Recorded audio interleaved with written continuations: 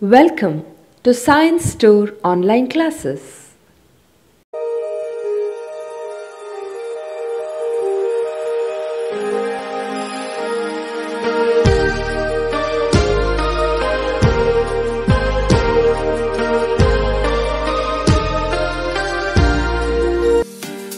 Don't forget to like our video and subscribe our YouTube channel for all the updates. Dear students, welcome back to biology online classes. Today we will start with the human reproduction. We already started. Let's move to the next session of this particular class, that is the next worksheet. So take out the next worksheet number 2 under human reproduction for CET NEET. Okay, let me read out the first question number 1. Primary sex organs differ from the secondary sex organs in all the following except. Now, primary sex organs means testes in case of males and ovaries in case of females. They are commonly called as the gonads. Now, the secondary sex organs means associated ducts and glands, okay, under the male and the female reproductive system.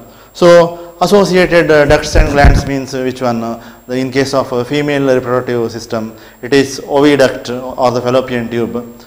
Then comes the uterus, cervix, vagina, etc. But in case of male, it is like epididymis, red testis, then vas efferentia, epididymis, vas deferens, the different accessory glands, okay, that is seminal vesicles, pair of seminal vesicles, a prostate gland, and a pair of Cowper's gland or barbourethral gland, urethra. All these are the secondary sex organs. So, what is the function of the secondary sex organs? If the primary sex organs have produced gametes, they secrete the sex hormones and they are called as testes in male and ovaries in female, then they are concerned with the conduction of gametes, that is for secondary sex organs. So, option 3 is the odd one, so we will take it out. That is answer for you. Primary sex organs differ from the secondary sex organs in option 3. Let us move to question number 2. Why the testes in human beings and mammals are situated outside the abdominal cavity with a pouch called scrotum? Why the testes are present outside the human body? Because there is not enough space in the pelvic area for the testicles to be housed internally, or the scrotum helps in maintaining the low temperature of testis, 2.5 degrees Celsius, lower than the normal body temperature required for the spermatogenesis. That is the right answer. Okay. Testes are extra-abdominal because for the process of spermatogenesis, production of the sperms, which requires temperature slightly lower than the body temperature. It is around 2.5 degrees Celsius lower than the actual body temperature. Let us move to question number 3. Read the following paragraph with the 2 blanks. Each testis has about dash compartments called as testicular lobules. So, they are having around 200 to 250 compartments called as testicular lobules. And each lobule contains around 2 to 3 or here 1 to 3 highly coiled seminiferous tubules in which the sperms are produced. So, the correct option for the 2 blanks is, it is question number 3. Actually, it is a factual information. Let us move to question number 4. Which of the following cells secrete testicular hormones called as androgens and form endocrine part of the testis? So, in Leydig cells, these are called as interstitial cells, one and the same.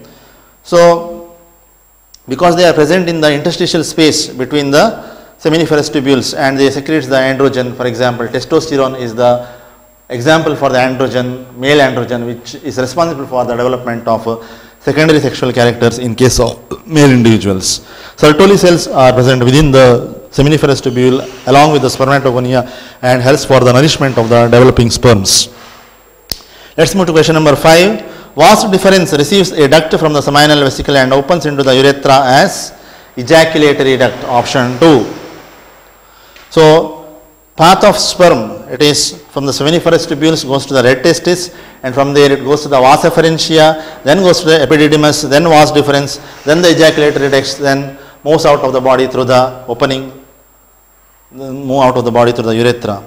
So, urethral meatus means it is the bulged part of the urethra. Okay.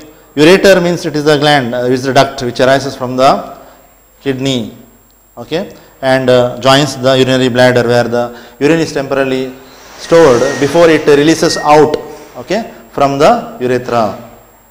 Epididymis is the part of the male accessory duct. Next, question number 6. Fructose is present in the secretion of. Fructose helps for what? For the secretion of what? 1. Corpus spongiosum. 2. Seminal vesicles. 3. Urethra. 4. Tyson's gland. Now, fructose is present in the secretion of seminal vesicles.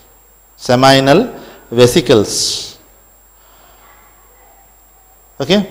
So, the secretion of the seminal vesicle is called as seminal fluid, and fructose is one of the part of the seminal fluid. That is option 2. Now, what is corpus spongiosum? Corpus spongiosum, you take down this, it surrounds the urethra. So, it contains the blood vessels that fills with the blood, okay, to develop, make an erection, to help in erection, and keep the urethra open during the erection. That is your corpus spongiosum. So, what is then Tyson's gland? So, Tyson's gland, option 4, just see. Preputial gland, this is also called as preputial gland. Or Tyson's gland.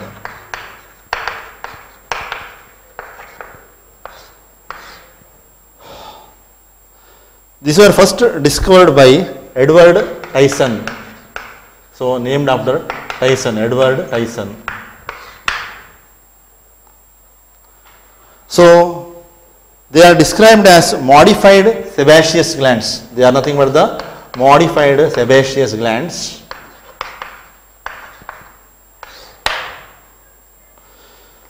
Now, sebaceous glands means which secretion is called as sebum. What secretion is called as sebum. So, sebum is nothing but oily or waxy secretion. So, it is present in the skin follicles, and the hair which is associated with the skin keeps moist because of the sebum which is produced by the skin glands, sebaceous glands.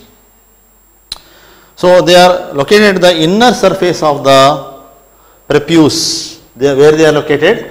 Inner surface of the prepuce. Prepuce means foreskin of the penis. Prepuce means foreskin of the penis. So, secretion may be one of the component of smegma. Secretion is component of smegma. So, smegma is nothing but the secretion under the foreskin, having shed skin cells. Then they have skin oils as well as the moisture. Okay. So, in female it collects around the clitoris. Okay. The function of the clitoris is similar to that of the penis in case of male. So, in the folds of the labia minora, external genitalia. So, what is Tyson's gland or preputial gland? It was discovered by Edward Tyson and named after him, and they are nothing but the modified sebaceous glands which secrete sebum. So, but they are the modified sebaceous glands which are secreted under the foreskin of the penis, that is called as prepuce, and actually the foreskin has got a secretion that is called as smegma, and this Tyson's gland which is present beneath the foreskin also having secretion which adds to the smegma. Smegma means they have the secretions of skin oils or skin cells or moisture. Okay. So, in case of female it is found at the region of the clitoris. In female it collects around the clitoris in the fold of the labia minora. Female collects around clitoris. You can compare it with the penis because the function is similar to that, means it can one can sexually stimulate this clitoris during the sexual intercourse. So, female has got clitoris around which it is found, this part, that is Tyson's gland, okay, is found. That is in the fold of labia minora. Labia minora is a part of female external genitalia along with the clitoris. Next we will move to question number 7. Male accessory glands includes, which are the male accessory glands? Paired seminal vesicle, prostate gland, paired bulbourethral glands, all of these, option D. So, bulbourethral gland is also called as the Cowper's gland. Okay? And seminal vesicles are paired and prostate gland is unpaired. Bulbourethral gland and seminal vesicles are paired, but this Cowper's prostate gland, it is unpaired. Let's move to question number 8. The largest part of the fallopian tube is 1. Infundibulum, 2. Isthmus, 3. Ampulla, 4. Cervix. Which is the largest part of the fallopian tube?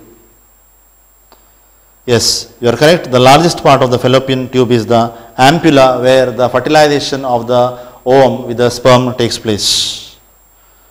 Okay. So, if you take the oviduct or the fallopian tube, it has got 3 parts. One is infundibulum, second one is ampulla, and the third narrow part is the isthmus. Ampulla is the broader part, middle part. First part is the funnel shaped infundibulum, and it has got finger-like projection at the tip, that is called as the fimbriae, and this fimbriae helps for picking up of the ova which is released from the ovary. Okay, next cervix. Vagina leads to cervix, cervix leads to uterus, that is the part of the female reproductive organ. Next, question number 9. Which of the following is last part of the oviduct which has narrow lumen and joins with the uterus? Last part of the oviduct yavadu? Just we have discussed, that is the isthmus. Isthmus is the last part. Okay, and it joins with the uterus. Question number 10. In humans, at the end of the first meiotic division, the male germ cells form what? Spermatogonia, primary spermatocytes, secondary spermatocytes, or the spermatids. See, in humans, at the end of the first meiotic division you have studied, spermatogonia is diploid in number 2n, which are having 46 number of chromosomes, which undergoes mitosis and differentiation, and it forms the primary spermatocytes, which is diploid, same number of chromosomes, they are having 46. Then this primary spermatocyte undergoes the first meiotic division and forms the secondary secondary spermatocytes, which are having half the number of the chromosome, that is 23.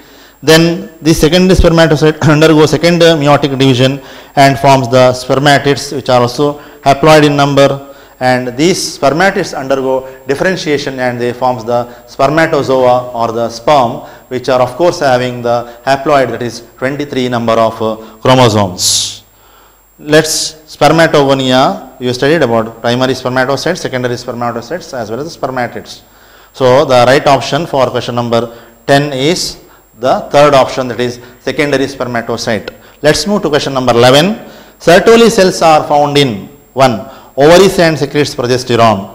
2. Testis and secretes testosterone. 3. Seminiferous tubules, and after the spermiogenesis, sperm heads become embedded in them. Or fourth one, adrenal cortex and secretes adrenaline. So Sertoli cells are also known as sustentacular,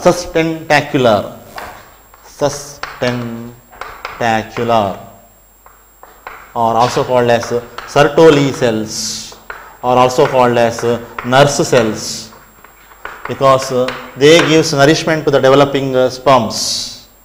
Okay, spermatids are gets converted into sperms by a process called as spermiogenesis, which you have already studied in the theory class. So this spermiogenesis, after getting nourishment from the Sertoli cells, the sperm heads are embedded within the Sertoli cells and they get the nourishment from the Sertoli cells, and they will come out from the seminiferous tubules once they are completely get nourished by the process called as spermatogenesis. So option 3 is the right answer. Okay. Then adrenal cortex, you already know. Adrenal gland is the region which is present above the kidney region, which is triangular shape, having two regions, outer cortex and inner medulla. So outer cortex is the adrenal cortex, which secretes glucocorticoids and mineralocorticoids. Okay, glucocorticoids they help for metabolism of glucose, and mineralocorticoids help for maintenance of electrolyte and water balance. And the adrenal medulla secretes the hormones of fight or flight, that is adrenaline, epinephrine, and noradrenaline or norepinephrine. Okay. Then Coming to question number 12, the Graafian follicle ruptures to release dash from the ovary by the process called as ovulation. So the Graafian follicle ruptures to release dash secondary oocyte, option 3, after completing the meiosis 1 and with the release of the first polar body. So they release what? They release the first polar body. So the first meiosis is unequal, resulting in the formation of two cells. One is the larger cell which is rich in cytoplasm and reserved food material, that is called as the secondary oocyte, and the second one is the very tiny one, that is called as the first polar body, and this first polar body gets degenerates and only the remaining thing is the secondary oocyte. So that is the right answer, option 3. Question number 13, which one of the following statement is incorrect about the menstrual cycle? Okay. The first menstruation begins at puberty and is called as menarche. It's correct. Lack of menstruation may also occur due to some environmental factors like stress or poor health. Also possibility is there. Right answer, option 3. Corpus luteum secretes large amount of progesterone, which is essential for maintenance of endometrium. That is also the right option. Coming to question number 4. In the absence of fertilization, corpus luteum degenerates, okay, in the luteal phase and new follicle starts developing immediately. No, that is the incorrect option, because in the absence of the fertilization, the corpus luteum, of course, they gets degenerates in the luteal phase, but new follicles do not develop or do not start to develop immediately after its degeneration. So during the follicular phase, the primary follicles in the ovary grow to become fully matured Graafian follicle. So option 4 is the incorrect option. Now coming to the question number 14, it's a very important question also. In the fertile human female, approximately on which day of the menstrual cycle of 32 days does ovulation takes place? It is of not 28 or 29 days, it's of 32 days. They are given in the question. Such kind of question was appeared for KCET, Karnataka CET 2020. Okay. So the right option is C. The ovulation occurs 14 days before the completion of a one menstrual cycle. So if the one menstrual cycle runs for 32, so 32 minus 14 you do, then you will get 18 days. So option 1, 18 day 18, that is the right option. Next, question number 15. After ovulation, Graafian follicle transforms into corpus luteum, corpus albicans, corpus callosum, follicular atresia. Follicular atresia means the degeneration of the follicles. There are many millions of primary follicles are produced, but all the primary follicles will not enter into the puberty stage. When they enter from birth to the puberty stage in the ovary, 60 to 80,000 will only remain, and rest will all get degenerates or they undergo follicular atresia. Okay. So the right answer is after ovulation, Graafian follicle transforms into corpus luteum. Okay. That is the after the ovulation during the luteal phase. So the remaining part of the Graafian follicle, it gets transformed into the corpus luteum, and it continues the secretion of the female pregnancy hormone, that is called as the progesterone. So if there is no pregnancy, then the progesterone, or if there is no fertilization, then the progesterone secretion ceases, because corpus luteum will degenerates and it only forms a scar, that is called as corpus albicans. What is corpus callosum? So write down, it is a large C-shaped nerve fiber. You have studied in nervous system chapter, first PUC. Okay. So it is nothing but the large C-shaped nerve fiber, corpus callosum. So it is the C-shaped nerve fiber bundle of nerves beneath the cerebral cortex of the brain. Okay. Beneath the cerebral cortex of the brain, it stretches across the midline of the brain, connecting the two hemispheres, that is the left as well as the right hemispheres, okay, of the brain. So the left hemisphere and the right hemisphere of the brain are connected by a connective tissue sheath, a fibrous nerve fiber bundles, and that is called as the corpus callosum beneath the cerebral cortex region of the brain. Okay. So the right option is option 1 for question number 15. So students, in this today's session we have completed to question 15 under the chapter human reproduction.